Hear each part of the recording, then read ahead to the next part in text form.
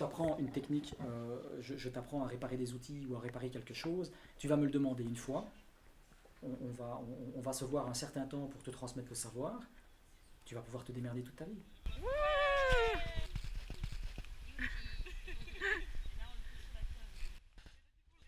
Moi, je veux dire, le bushcraft, c'est vivre dehors, mais il y a aussi toute la connaissance, on va dire, de la faune, de la flore. Plus tu en connais sur le monde qui t'entoure, plus tu as de capacités.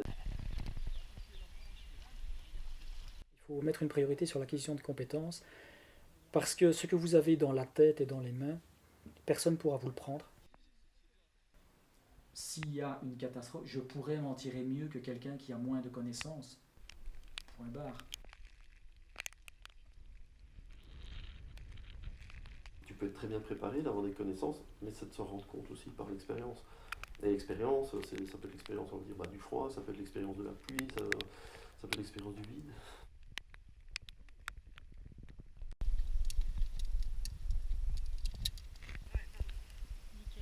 Sinon, tu vas te retrouver sur un coin et tu vas partir à gauche ou à droite, et c'est là que tu vas aller te faire mal sur les rochers. Et des rochers comme ça dans les côtes, ça ne fait pas. Voilà, attention au trou.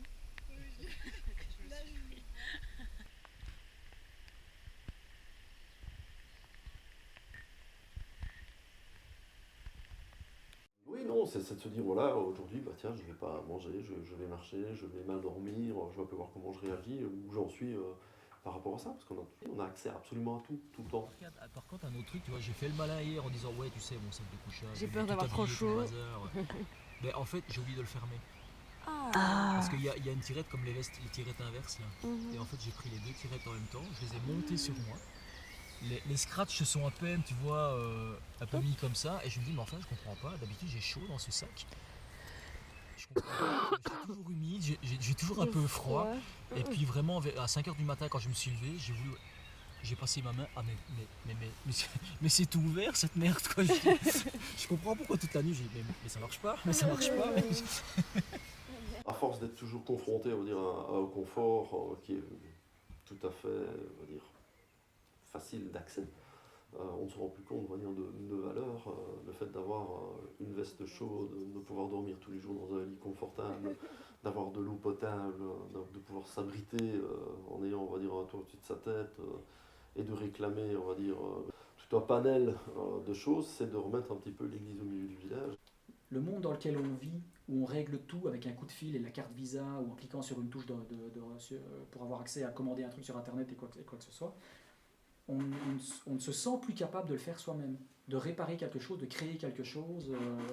Il y a ce sentiment d'incapacité et de dépendance vis-à-vis de tout ce qui nous entoure. Le bushcraft, c'est vraiment la base. C'est une bonne école. C'est une bonne école parce que tu te rends compte avec le bushcraft, comme tu reviens aux choses primaires, c'est-à-dire voilà, tu n'as pas de couteau, tu casses un morceau de silex, tu as quelque chose de tranchant, tu peux fendre un bois avec ou tailler quelque chose.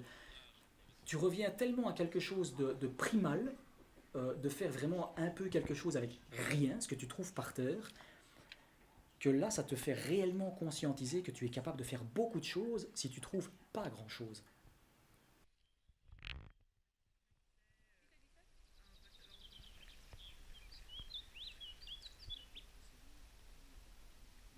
J'aime bien la forêt, j'aime bien la nature, etc. Donc pour moi, le bushcraft, ben voilà, quand on fait une rando bushcraft, pour moi, c'est l'occasion d'aller me balader dans les bois avec mes potes et passer un super bon moment dans les bois.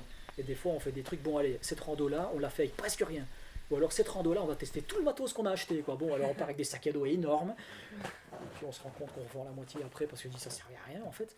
Mais ça permet de tester le matos, quoi. Je veux dire, bon, c'est un jeu, on s'amuse. Voilà, qu'on rigole, quoi. Ça permet de faire un barbecue tous ensemble, de faire un petit feu, faire griller les saucisses qu'on a amenées, etc.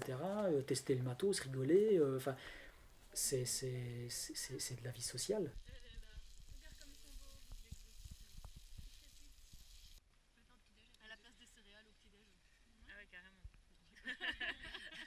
Le concept du survivalisme, c'est être prêt. Maintenant, être prêt à quoi on parle toujours dans le monde du survivalisme de rupture de normalité. Une rupture de normalité, ça peut être simplement En plein cagnard, insolation, trop de chaleur, déshydratation, etc. Vous êtes en situation de survie. On pense jamais à ça, on s'imagine toujours que oui, rupture de normalité pour un survivaliste, c'est les bombes nucléaires, machin, etc. C'est de la foutaise. Une rupture de normalité, on peut en vivre une, je veux dire, dans la vie de tous les jours, tout simplement. Un bon survivaliste, le survivaliste, je veux dire, niveau 1, on va dire, il a un EDC. Donc c'est une petite sacoche avec lui où l'inventeur de l'EDC, c'est la maman. Clairement ça. Hein. Dans l'EDC, il y a tout. Voilà, il y a des pansements, il y a des petites flapules pour se laver les yeux avec machin, il y a une petite flapule d'isobétadine, il y a une craie, il y a, je veux dire, de quoi noter, enfin, il y a un petit encas, tout ce qui est possible et imaginable. Et si en plus vous êtes bricoleur, vous rajoutez encore plein de trucs dedans qui vous permettront de, tu vois, petit tournevis cruciforme, machin, couteau suisse, bon, voilà, c'est le DC. Alors ça, le truc, l'outil à tout faire, le Leaderman. Alors, ça coupe, ça visse, ça boulonne, ça serre, ça pince, ça scie, ça fait plein de trucs. C'est vraiment le machin à avoir. Et puis un jour, tu t'en as marre de porter cette espèce de gros sac partout, parce qu'il ne faut pas rêver. C'est bien d'avoir un EDC, mais c'est contraignant, tu as cette espèce de truc, tu dis, ouais, ça j'ai toujours tout. Et puis le jour où tu ne l'as pas, tu te dis, mais mon Dieu, comment je vais faire sans? C'est complètement ridicule, puisqu'on a une faculté d'adaptation. En fait, ce qu'il y a, c'est que c'est juste une aide par rapport à des circonstances que tu pourrais éventuellement rencontrer. J'ai des tampons. Non, mais non, pour moi, ça va avoir l'air con, mais c'est toujours dans le but, en fait, d'aider. Parce que des fois, bon, ben voilà, tu sors, t'es en groupe, etc. Puis t'as la nana, non, je suis pas bien, je suis embêté. Tout. Mais ok, ça va, tiens, serre-toi. Je veux dire, c'est con, mais.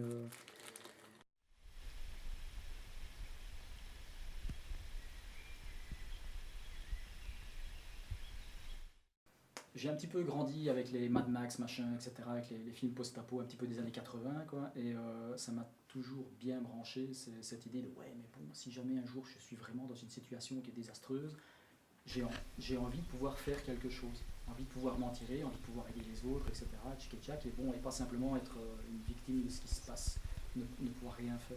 Il y a 8 à 10 ans, j'ai sympathisé avec un pote, avec un gars qui est devenu un pote, qui était militaire. Et bon, le courant est bien passé, on a papoté, et puis bon, on a vu qu'on avait un petit peu les mêmes idées, qu'on était bricoleurs, qu'on était des merdards, qu'on essayait toujours de trouver des bons plans pour faire au mieux, au moins cher et au plus pratique. Et du coup, il m'a présenté ses autres potes qui étaient aussi dans la même mouvance, et en fait, c'est là que j'ai découvert que j'étais survivaliste, en fait.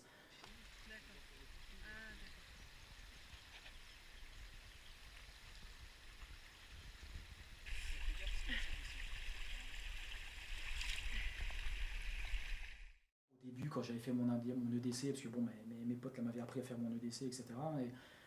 Et puis bon, la première fois que je me suis pointé avec mon EDC chez des amis, ils me disent, mais t'es un parano, toi? T'es pas bien? Je dis non. Et c'est quelque chose, au début, je vais pas dire que j'ai eu à en souffrir, parce que depuis tout petit, ce genre de colibé-là, comme je suis tireur sportif aussi depuis que je suis tout petit, à chaque fois que je parlais de mon sport, t'es un fou, t'es un agressif, je dis non, t'as rien compris, on fait du sport, c'est tout, ça n'a rien de méchant, ça n'a rien de violent. Le survivalisme, c'est pareil, c'est pas de la paranoïa, c'est juste que moi, avec ce que j'ai là, si tu te pètes la figure et que tu t'ouvres les genoux, moi je vais pouvoir te soigner. Parce que j'ai un petit peu de désinfectant, j'ai des pansements, patati, patata. Toi, t'as quelque chose sur toi? Non. Voilà, c'est tout.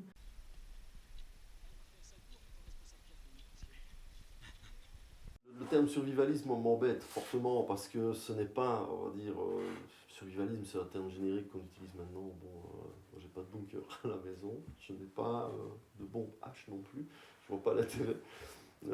Ce sont des petites minorités qui sont des extrêmes, et on montre ces gens-là en général aux nouvelles parce que ça fait de l'audimat. Le pire des scénarios, on peut imaginer ce qu'on veut. Un des pires que je pourrais avoir en tête sans partir dans des délires un petit peu genre jeu PC, etc.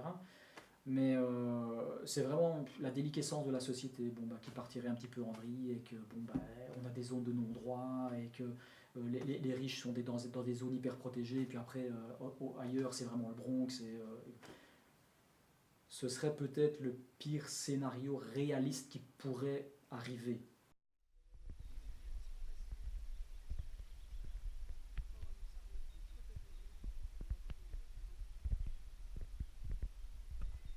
il faut se dire, ok, la vie, c'est ça, il y a des beaux côtés, c'est beau, etc. Mais il y a aussi des coups durs qui peuvent arriver. En janvier, j'ai perdu mon plus gros fournisseur, mes revenus, ça a été vraiment très violent, quoi. Maintenant, c'est très très juste et il faut que je fasse vraiment très attention. Mais en même temps, je suis équipé. J'ai des réserves de bouffe pour 1 an dans ma cave. Les coups durs, il faut un peu en faire une liste un peu exhaustive et surtout l'accepter. Se dire, ça peut m'arriver. Mais j'ai accepté aussi que je ne peux pas tout contrôler. Parce que au bout d'un moment, tu te rends compte dans la vie que t'as beau tout préparer, tout faire carré, tout le bazar, je suis balai, je sais, non, non, en fait on n'est rien du tout, on n'est qu'un confetti dans l'univers, il y a un souffle de vent, on disparaît, hein, et puis point barre, faut l'accepter.